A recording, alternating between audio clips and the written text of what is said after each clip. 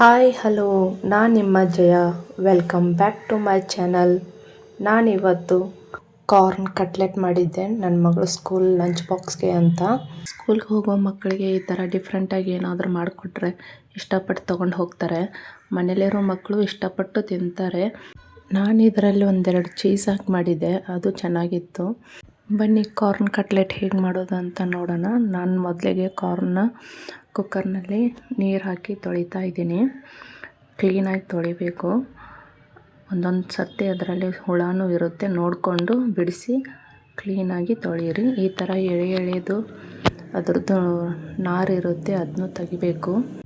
ಕ್ಲೀನಾಗಿ ತೊಳೆದ್ಬಿಟ್ಟು ಅದೇ ಕುಕ್ಕರಲ್ಲಿ ಸ್ವಲ್ಪ ಮುಳುಗೋವರೆಗೂ ನೀರು ಹಾಕಬೇಕು. ಒಂದೆರಡು ಗ್ಲಾಸು ನಾವು ಕಾರ್ನ್ ಎಷ್ಟು ತೊಗೊಂಡಿರ್ತೀವೋ ಅದು ಮುಳುಗೋವರೆಗೂ ನೀರು ಹಾಕಿ, ಸ್ವಲ್ಪ ನೀರು ಜಾಸ್ತಿ ಆಯಿತು ಅಂತ ಒಂದು ಸ್ವಲ್ಪ ನೀರು ತೆಗೆದ್ಬಿಟ್ಟು ಕಾರ್ನ ಕುಕ್ಕರ್ನಲ್ಲಿ ಹಾಕಿಬಿಟ್ಟು ಗ್ಯಾಸ್ ಮೇಲೆ ಬೇಯೋಕ್ಕಿಟ್ಟಿದ್ದೀನಿ. ಇದನ್ನು ಕುಕ್ಕರ್ನಲ್ಲಿ ಸ್ವಲ್ಪ ಬೇಯಿಸ್ಬಿಟ್ಟು ಕಾರ್ನ ಕಟ್ಲೆಟ್ ಮಾಡಿದರೆ ಮಕ್ಕಳಿಗೂ ಡೈಜೆಷನ್ ಆಗುತ್ತೆ.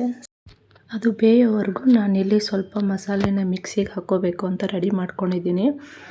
ಮೊದಲಿಗೆ ಇಲ್ಲಿ ಓಂಕಾಳು ಅಂದರೆ ಅಜವಾನ ಮತ್ತು 1 ಟೇಬಲ್ ಸ್ಪೂನ್ ಜೀರಿಗೆ, 1 ಟೇಬಲ್ ಸ್ಪೂನು ಅಜವಾನ, ಒಂದು 4 ಮೆಣಸಿನ್ಕಾಯಿ, ಒಂದಿಷ್ಟು ಕರಿಬೇವು, ಆಮೇಲೆ 1 ಇಂಚಿನಷ್ಟು ಹಸಿ ಶುಂಠಿ ತೊಗೊಂಡಿದ್ದೀನಿ. ಇವಿಷ್ಟನ್ನು ಮಿಕ್ಸಿಗೆ ಹಾಕಿ ರುಬ್ಕೋತೀನಿ. ನಾನು ಇಲ್ಲಿ ಬೇಯಿಸಿ ಕಾರ್ನ ತೆಗೆದಿಟ್ಟಿದ್ದೀನಿ ಒಂದು ತಟ್ಟೆಯಲ್ಲಿ, ಆರಬೇಕು ಅಂತ ಬಿಸಿ ಇರುತ್ತೆ. ಅಷ್ಟರಲ್ಲಿ ಇದನ್ನ ಮಿಕ್ಸಿಗೆ ಹಾಕಿಬಿಟ್ಟು ತೆಗೆದು ಮಸಾಲೆ ರೆಡಿ ಮಾಡಿದ್ದೀನಿ. ಇದನ್ನ ಒಂದು ಪಾತ್ರೆಗೆ ಹಾಕಿದ್ದೀನಿ. ಅದರ ಜೊತೆಗೆ ಅರಿಶಿನ, ಜೀರಿಗೆ ಮತ್ತು ಧನಿಯಾ ಮತ್ತು ಗರಂ ಮಸಾಲ ಅಂತ ಎಲ್ಲ ಒಂದೊಂದು ಟೇಬಲ್ ಸ್ಪೂನ್ ತೊಗೊಂಡಿದ್ದೀನಿ. ಅದರ ಜೊತೆಗೆ ಒಂದು 1/2 ಟೇಬಲ್ ಸ್ಪೂನ್ ಆಮ್ಚೂರು ಹಾಕ್ಕೊಂಡಿದ್ದೀನಿ. ಆಮೇಲೆ 1 ಸ್ಪೂನಷ್ಟು ಅಚ್ಕಾರದ ಪುಡಿ ಹಾಕಿದ್ದೀನಿ. ಆಮೇಲೆ 1 ಸ್ಪೂನಷ್ಟು ಬಿಳಿ ಎಳ್ಳು ಮತ್ತು ಕರಿ ಎಳ್ಳು ಹಾಕಿದ್ದೀನಿ. ಸ್ವಲ್ಪ ಕೊತ್ತಂಬರಿ ಸೊಪ್ಪು ಹಾಕಿದ್ದೀನಿ. 1 ಟೇಬಲ್ ಸ್ಪೂನ್ ಉಪ್ಪು, ರುಚಿಗೆ ತಕ್ಕಷ್ಟು ಹಾಕ್ಕೋಬೇಕು. ಮತ್ತು ಒಂದು ಮಿಕ್ಸಿಗೆ 1 ಬೌಲಷ್ಟು ಪೇಸ್ಟ್ ಮಾಡಿದ್ದೀನಿ ಆಲ್ರೆಡಿ. ಮತ್ತು ಒಂದು ಬೌಲ್ನಷ್ಟು ಕಾರ್ನ ಪೇಸ್ಟ್ ಮಾಡಿಕೊಂಡು ಪಾತ್ರೆಗೆ ಹಾಕಿ ಅದಕ್ಕೆ ಸ್ವಲ್ಪ 4 ಟೇಬಲ್ ಸ್ಪೂನಷ್ಟು ಅಕ್ಕಿ ಹಿಟ್ಟು, 2 ಟೇಬಲ್ ಸ್ಪೂನಷ್ಟು ಕಡಲೆ ಹಿಟ್ಟು ಹಾಕ್ಕೊಂಡು ಚೆನ್ನಾಗಿ ಕಲಿಸ್ಬೇಕು. ಎಲ್ಲನೂ ಮಸಾಲೆ, ಹಿಟ್ಟು, ಉಪ್ಪು ಎಲ್ಲ ಸರಿಯಾಗಿ ಮಿಕ್ಸ್ ಆಗಿ ಕಲಿಸ್ಬೇಕು. ನಾನಿಲ್ಲಿ ಇವಾಗ ಚಾತುರ್ಮಾಸ ಇದೆ ಅಂತ ಈರುಳ್ಳಿ ಬೆಳ್ಳುಳ್ಳಿ ಏನೂ ಹಾಕಿಲ್ಲ. ನೀವು ಬೇಕಂದರೆ ಈರುಳ್ಳಿ ಬೆಳ್ಳುಳ್ಳಿ ಬೇರೆ ತರಕಾರಿ ಹಾಕ್ಕೋಬೋದು. ಸ್ವಲ್ಪ ಗಟ್ಟಿನೂ ಅಲ್ಲ, ಈ ಕಡೆ ಸಾಫ್ಟು ಅಲ್ಲ, ಆ ಥರ ಕಲಿಸ್ಬೇಕು. ನೀವು ಕ್ರಿಸ್ಪಿ ಬೇಕು ಅಂದರೆ ಸ್ವಲ್ಪ ಚಿರೋಟಿ ರವೆ, ಇಲ್ಲ ಬಾಂಬೆ ರವೆ, ಸೂಜಿ ರವೆ, ಯಾವುದಾದ್ರೂ ರವೆ ಹಾಕ್ಕೊಂಡು ಚೆನ್ನಾಗಿ ಮಿದ್ಕೋಬೇಕು. ಹಿಟ್ಟು ಫುಲ್ಲು ಮಸಾಲೆ, ಉಪ್ಪು, ಖಾರ ಎಲ್ಲ ಫುಲ್ಲು ಮಿಕ್ಸು ಆಗಿ ಚೆನ್ನಾಗಿ ಮಿಕ್ಸ್ ಆಗಬೇಕು. ಆ ಥರ ಕಲಿಸ್ಬೇಕು. ಸ್ವಲ್ಪ ಕೈಗೆ ಅಂಟ್ಕೊಳ್ಳುತ್ತೆ ಅಂತ ಅಡುಗೆ ಎಣ್ಣೆನ ಕೈಗೆ ಹಾಕ್ಕೊಂಡು ಎಲ್ಲ ಕಡೆ ಹಾಕ್ಕೊಂಡು ಮಿದ್ದಿರೋ ಹಿಟ್ಟಿಗೆ ಸವರ್ತಾ ಇದ್ದೀನಿ ಎಣ್ಣೆನ. ಇನ್ನೊಂದು ಸ್ವಲ್ಪ ಕೈಗೆ ಎಣ್ಣೆ ಹಾಕ್ಕೊಂಡು ಸವರ್ಕೊಂಡು ಚಿಕ್ಕ ಚಿಕ್ಕ ಉಂಡೆ ಥರ ಮಾಡಿಕೊಂಡು, ನಿಮಗೆ ಯಾವ ಶೇಪ್ ಬೇಕೋ ಆ ಶೇಪು, ಅಂದರೆ ಚಿಕ್ಕ ಚಿಕ್ಕ ಉಂಡೆ ಥರ ಮಾಡಿಕೊಂಡು ರೌಂಡಾಗಿ ಕಟ್ಲೆಟ್ಸ್ ಶೇಪ್ ಕೊಡಬೇಕು. ಅದಕ್ಕೆ ಆ ಥರ ರೌಂಡಾಗಿ ಕಟ್ಲೆಟ್ ಶೇಪ್ ಕೊಟ್ಟು ನಿಮ್ಗೆ ಯಾವ ಸೈಜ್ ಬೇಕೋ ಆ ಸೈಜ್ ಮಾಡ್ಕೊಳ್ಳಿ. ನಾನಿಲ್ಲಿ ಒಂದೇ ಸರ್ತಿ 1-2-3 ಮಾಡಿ ಇಟ್ಕೋಬೇಕು, ಚೆನ್ನಾಗಿ ಫ್ರೈ ಮಾಡ್ಕೊಳ್ಳೋಕ್ಕೆ ಸರಿ ಹೋಗುತ್ತೆ ಅಂತ ಮಾಡ್ತಾಯಿದ್ದೀನಿ.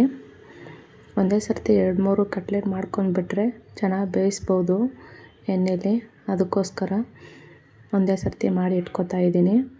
ನಿಮ್ಗೆ ಯಾವ ಸೈಜ್ ಬೇಕೋ ಆ ಸೈಜ್ ಮಾಡ್ಕೊಳ್ಳಿ, ಚಿಕ್ಕದು ದೊಡ್ಡದು ಅಂತ. ಈ ಕಡೆ ನಾನು ಒಂದು ದೊಡ್ಡ ತವಾನ ಬೇಯಿಸೋಕ್ಕೆ ಅಂತ ಇಟ್ಟಿದ್ದೀನಿ. ಅದಕ್ಕೆ ಒಂದು ಸ್ವಲ್ಪ ಎಣ್ಣೆ ಹಾಕಿದ್ದೀನಿ.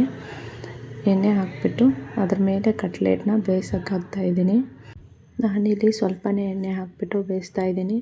ನೀವು ಬೇಕಂದರೆ ಡೀಪ್ ಫ್ರೈ ಮಾಡ್ಕೋಬೇಕಾದ್ರೆ ಜಾಸ್ತಿ ಎಣ್ಣೆ ಹಾಕಿಬಿಟ್ಟು ಒಂದು ಬಾಣಲೆಯಲ್ಲಿ ಡೀಪ್ ಫ್ರೈ ಮಾಡ್ಕೋಬೋದು. ನಾನು ಡೀಪ್ ಫ್ರೈ ಬೇಡ ಅಂತ ಸ್ವಲ್ಪ ಎಣ್ಣೆನೇ ಹಾಕಿಬಿಟ್ಟು ಬೇಯಿಸ್ತಾ ಇದ್ದೀನಿ. ಇದು ಚೆನ್ನಾಗಿ ಕಲರ್ ಬರುತ್ತೆ. ಬ್ರೌನ್ ಕಲರ್ ಬರೋವರೆಗೂ 2 ಸೈಡು ಹಾಕಿಬಿಟ್ಟು ಬೇಯಿಸ್ಕೋಬೇಕು. ಚೆನ್ನಾಗಿ ಬೇಯಿಸ್ಕೊಂಡ್ರೆ ಒಳಗಡೆದು ಹಸಿ ಹಿಟ್ಟೆಲ್ಲ ಮಸಾಲೆದು ಎಲ್ಲ ಹೋಗುತ್ತೆ. ಬೇಯ್ದಿರೋದನ್ನು ಸ್ವಲ್ಪ ಸೈಡ್ಗೆ ಇಟ್ಬಿಟ್ಟು ಮತ್ತೆ ಬೇರೆದು ಸೆಂಟ್ರಾಗಿ ಹಾಕಿಬಿಟ್ಟು ಬೇಯಿಸ್ಕೋಬೇಕು. ಹೀಗೆ ಬೇಯ್ದಿರೋದು ಸೈಡ್ ಇಟ್ಟು ಸೆಂಟ್ರಿಗೆ ಹಾಕಿ ಸೆಂಟ್ರದ್ದು ಸೈಡ್ ಹಾಕಿ ಈ ಥರ ಬೇಯಿಸ್ಕೊಂಡ್ರೆ ಚೆನ್ನಾಗಿ ಬ್ರೌನ್ ಕಲರ್ ಬರುತ್ತೆ. ಹೊರಗಡೆ ಕಟ್ಲೆಟ್ ಸಿಗುತ್ತಲ್ಲ ಅದೇ ಥರನೇ ಬರುತ್ತೆ ಕಲರು, ಚೆನ್ನಾಗಿರುತ್ತೆ. ನಿಮಗೆ ಕ್ರಿಸ್ಪಿ ಬೇಕು ಅಂದರೆ ಅದೇ ರವೆ ಹಾಕ್ಕೊಳ್ಳಿ. ನಾನು ಮಕ್ಕಳಿಗೆ ಸಾಫ್ಟ್ ಇರಲಿ ಅಂತ ಹಾಕಿಲ್ಲ ರವೆನ. ಈ ಥರ ಕಲರ್ ಬರೋವರೆಗೂ ಚೆನ್ನಾಗಿ ಬೇಯಿಸ್ಕೊಂಡು ಇನ್ನೊಂದು ಪಾತ್ರೆಗೆ ಹಾಕಿದ್ದೀನಿ. ನೋಡಿ ಎಷ್ಟು ಚೆನ್ನಾಗಿ ಬಂದಿದೆ ಕಟ್ಲೆಟ್ ಅಂತ. ನೀವು ಮಾಡ್ಕೊಳ್ಳಿ, ಮನೇಲಿ ಚೆನ್ನಾಗಿರುತ್ತೆ ಕಟ್ಲೆಟು, ಮಕ್ಕಳಿಗೂ ಚೆನ್ನಾಗಿ ಅನಿಸುತ್ತೆ ತಿನ್ನೋಕ್ಕೆ. ಇದಕ್ಕೆ ಮೇಲ್ಗಡೆ ನೀವು ಬೇಕಂದರೆ ಸಾಸ್ ಹಾಕ್ಕೊಂಡು ತಿನ್ಬೋದು. ಈ ವಿಡಿಯೋ ನಿಮಗೆ ಇಷ್ಟ ಆದರೆ ಲೈಕ್ ಮಾಡಿ, ಶೇರ್ ಮಾಡಿ ಮತ್ತು ಸಬ್ಸ್ಕ್ರೈಬ್ ಮಾಡೋದನ್ನು ಮರಿಬೇಡಿ, ತಪ್ಪದೆ ಮಾಡಿ. ಮತ್ತು ನಿಮಗೆ ಜೈನ್ ಫುಡ್ ರೆಸಿಪಿ ಬೇರೆ ಬೇಕಂದರೆ ಕಮೆಂಟ್ ಮಾಡಿ. Thank you for watching.